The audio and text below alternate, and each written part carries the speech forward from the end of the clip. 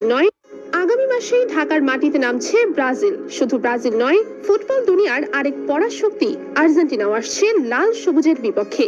এমন ফুটবল উৎসব, এমন রোমাঞ্চ বাংলাদেশ আগে কখনো দেখেনি। টুর্নামেন্টের সূচি এক কথায় হাই ভোল্টেজ। 5 ডিসেম্বর প্রথম ম্যাচেই শক্তিশালী ব্রাজিলের মুখোমুখি হবে বাংলাদেশ। 8 ডিসেম্বর দ্বিতীয় ম্যাচে প্রতিপক্ষ আর্জেন্টিনা। আর সব উত্তেজনার কেন্দ্র 11 ডিসেম্বর, যেদিন ঢাকার জাতীয় স্টেডিয়াম কাম্পে ফুটবল ইতিহাসের সেরা দ্বৈরথে ব্রাজিল বনাম আর্জেন্টিনা।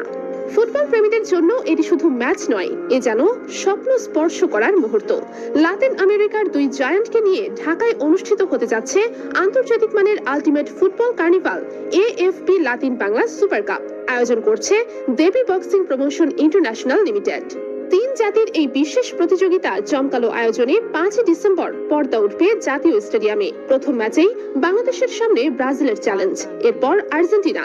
দুই বিশ্বখ্যাত জার্সির বিপক্ষে লড়াই করার সুযোগ পাচ্ছে লাল সবুজরা।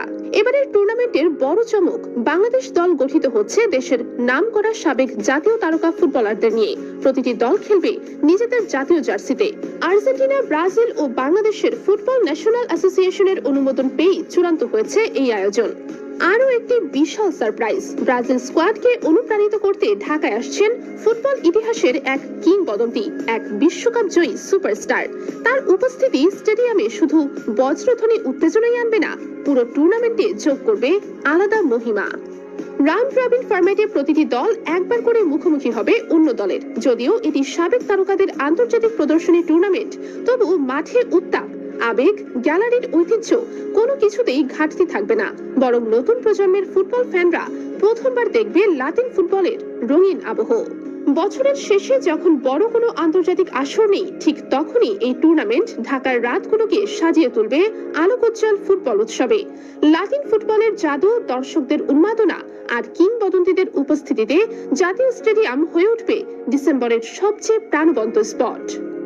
ফুটবল ভক্তরা অপেক্ষা করছে ইতিহাসের সবচেয়ে স্মরণীয় মুহূর্তের জন্য। ব্রাজিল আর্জেন্টিনা লড়াই এবার ঢাকায়, সরাসরি চোখের সামনে। এই সুযোগ আবার কবে আসবে তা কেউই বলতে পারে না। আগামী মাসেই ঢাকার মাটিতে নামছে ব্রাজিল।